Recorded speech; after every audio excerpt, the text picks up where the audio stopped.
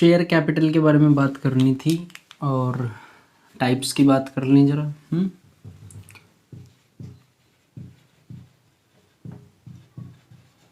Authorised capital या nominal capital या registered capital, ये तीनों एक ही होती हैं। बात सुनना ध्यान से। ऑथराइज कैपिटल मैं आपको जो कराऊंगा वो अपने तरीके से कराऊंगा अभी फ़िलहाल। बुक में क्या है वो हम बाद में बताएंगे आपको। बुक में क्या है, ये सारी चीज़ें जो मैं बताऊंगा बहुत इंपॉर्टेंट है समझने के लिए। आगे क्वेश्चन आप तभी कर पाएंगे। ऑथराइज कैपिटल क्या होती है? Maximum capital of a company is called authorise capital.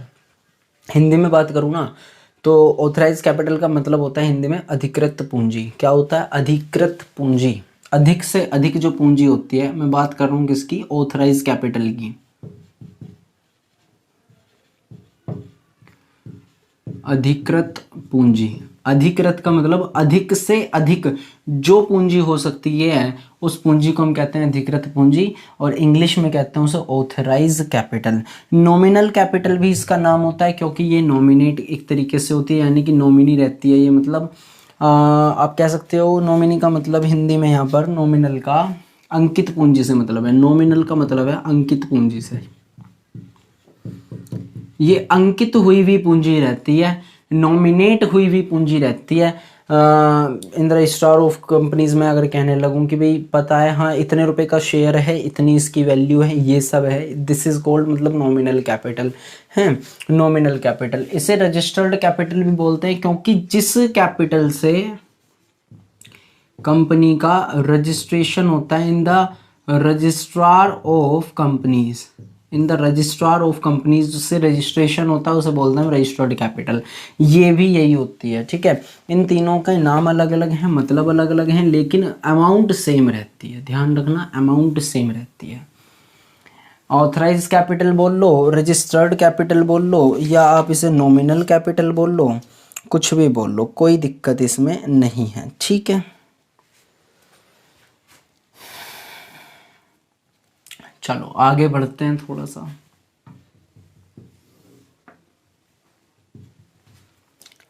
उसके बाद आती है कंपनी की इशूड कैपिटल। क्या आती है? Issued capital.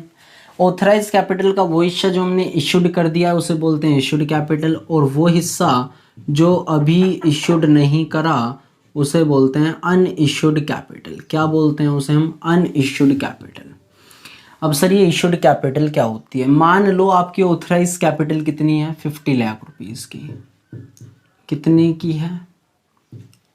50 लाख की, ठीक है। आपकी ये 50 लाख रुपए की ऑथराइज कैपिटल है।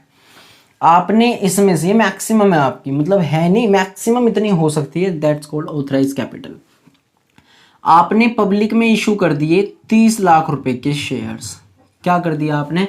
Issued capital means a part of authorise capital. ध्यान से सुनना, issued capital means a part of authorise capital. Capital कौन सी? ऑथराइज। ऑथराइज कैपिटल का वो हिस्सा जो हमने ऑफर कर दिया पब्लिक को, that is offer to the public for subscription, या आप ऐसे कह सकते हो that is issued to the public for subscription is called issued capital. Meaning सब आपको आएगा, डेफिनेशन भी आपके समक्ष सब आएगी।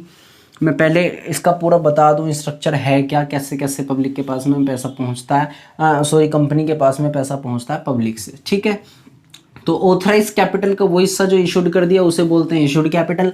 जो बचा हुआ हिस्सा है कितना है सर? 20 लाख है सर, 20 लाख है, ठीक है। उसके बाद में क्या देखना है हमें? कट तो नहीं रहा है, ठीक। 20 लाख रुपए तक का जो हिस्सा हो गया वो अनइश्यूड कैपिटल हो गया। इश्यूड कैपिटल में से भी पार्ट हैं, अब ध्यान रखना। इश्यूड कैपिटल में सर क्या पार्ट आएगा?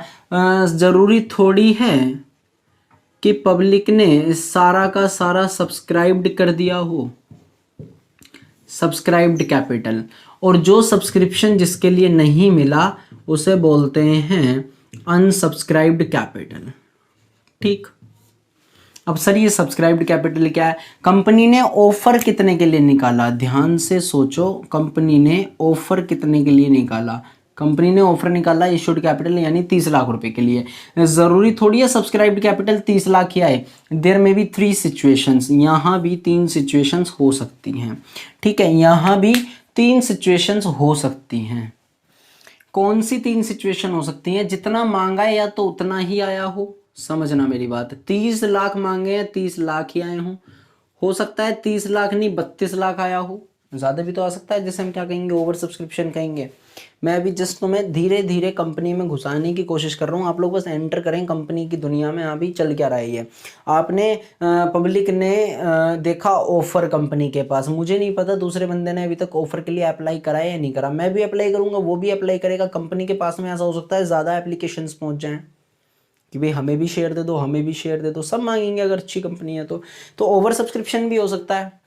सब्सक्रिप्शन का मतलब क्या होता है सर? सब्सक्राइब्ड कैपिटल होती है जो एप्लीकेशंस रिसीव होते हैं, यानी कि एप्लाइड कैपिटल जो होती है, एप्लीकेशन जितने के लिए रिसीव हो जाती है उसे बोलते हैं हम सब्सक्राइब्ड कैपिटल, ठीक है।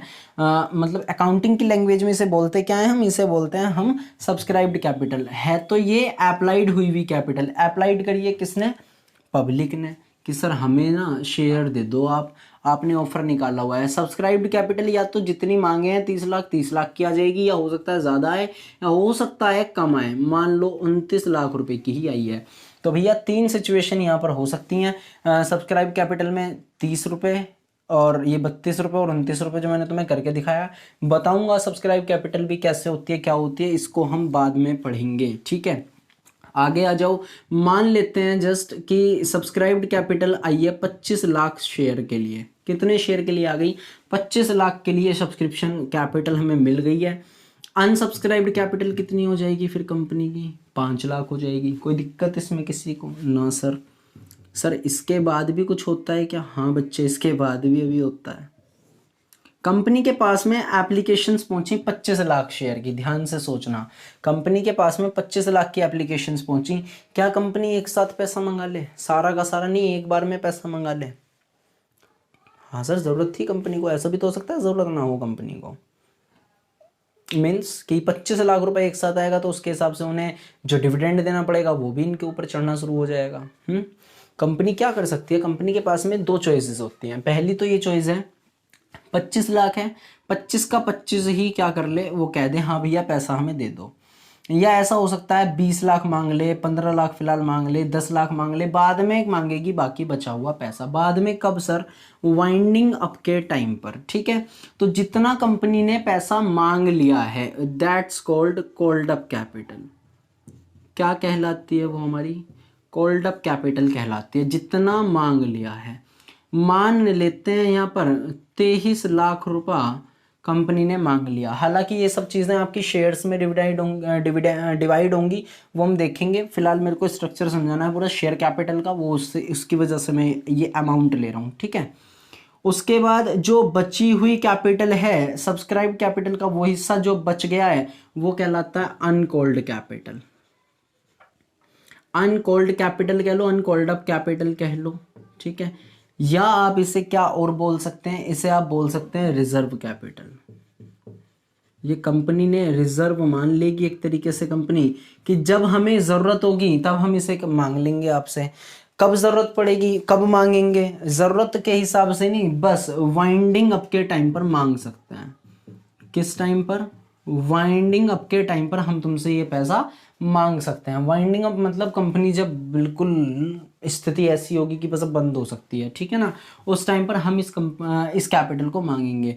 तो 23 लाख रुपए की कॉल्ड अप कैपिटल है, तो अनकॉल्ड कैपिटल कितने की हो जाएगी सर? अनकॉल्ड कैपिटल हो जाएगी 2 लाख रुपए की। कोई दिक्कत है इसमें किसी को? होनी तो नहीं चाहिए। बहुत छोटी छोटी सी बातें हैं, ये आपको बस सीखते हुए चलना है, ठीक है। अभी तक हमने क्या देखा? ऑथराइज कैपिटल मैक्सिमम जो हो सकती है वो 50 लाख रुपए मान लेते हैं।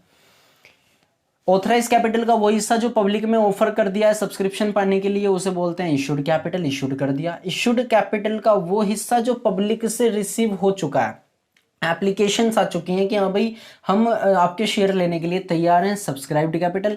बचा हुआ हिस्सा अनसब्सक्राइब्ड कैपिटल। सब्सक्राइब कैपिटल का वो हिस्सा जो कंपनी ने मांगा है। कॉल्ड अप कैपिटल का मतलब ये नहीं पब्लिक ने मांगा है, अब ना, कंपनी ने मांगा है, कॉल्ड कर दिया, हाँ भैया ठीक है, मेल वगैरह के थ्रू सारी चीज़ें सारे प्रोसेस होता है वो, कि हाँ भाई कॉल्ड अप कैपिटल है, मीन्स ये कि हमें इतना पैसा चाहिए। अब ठीक, अब क्या ये ज़रूरी है कि सारा का सारा पैसा आ जाए पब्लिक से? बोलो हाँ सर ज़रूरी है, क्यों नहीं है ज़रूरी? सारा पैसा आ जाएगा जिनसे मांगा है। भाई हो सकता है ना किसी व्यक्ति के पास में उस टाइम पर, अब कहते हैं कि फाइनेंशियल साउंडनेस उसकी ना रही हो, या कुछ और प्रॉब्लम आ गई हो, उसने पैसे ना दिए हों। मतलब सर आप यहाँ ये कहना चाह रहे हैं कि इसमें भी कंडीशन हो सकती है? हाँ हो सकती है। अगर सारा पैसा आ जाता है, क्या बोलेंगे उसे? ध्यान से सोचना, क्या बोलेंगे उसे? अगर सारा पैसा आ जाता है उसे बोलते हैं हम पेड अप कैपिटल। मीन्स जितना पैसा आ जाता है, 23 लाख है, मान लो 22,50,000 तक पैसा आ गया। कितना सर? 22,50,000 आ गया। अनपेड अप कितना हो गया? अनपेड अप कैपिटल कितनी हो गई आपकी? अनपेड अप कैपिटल हो गई आपकी 50,000 की। 50 लाख रुपए की, सॉरी 50,000 लिखा हुआ है वो, ठीक है। पॉइंट लगा के मैंने 50 लाख लिखा हुआ है, पता ही है आप लोगों को इतना। तो पेड अप कैपिटल कितनी हो गई? 22,50,000 रुपए की। यहाँ पर 50,000 रुपए की हो गई मेरी क्या? Unpaid up capital. इतनी बात समझ में आ रही है? जरूरी नहीं ना कंपनी इसको सारा का सारा पैसा रिसीव हो जाए पब्लिक से। सर अगर कम हो सकता है तो ज़्यादा भी रिसीव हो सकता है। हाँ बिल्कुल हो सकता है।